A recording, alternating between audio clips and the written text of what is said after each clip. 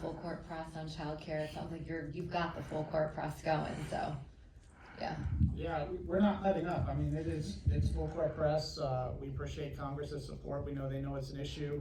You know, our next frontier really on childcare is more around data and the data and what it's telling us. You know, most people, you know, we talk about community-based fee assistance on a daily basis, but we actually don't have a waiting list for priority 1 and 2 families for fee assistance across the DoD. So if a family wants fee assistance in the area where fee assistance is turned on by their service, they can get into fee assistance. And so we're well resourced and we're continuing to push though. That's great. Yeah, Amy.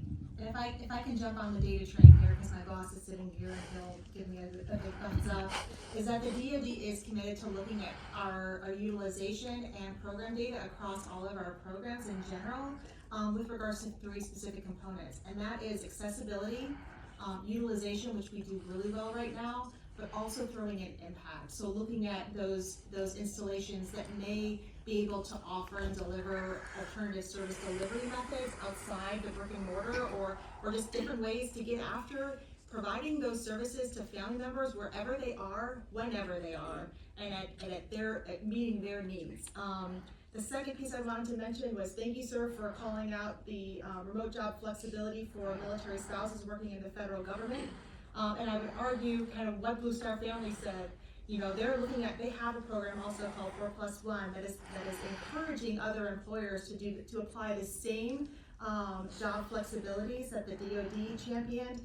But I would be remiss as a military spouse, as a federal employee, if I didn't give a high five to those MSOs out in the community championing for the rest of us military spouses to have that happen and to lobby for us to have those remote flexibilities when the return to office was implemented.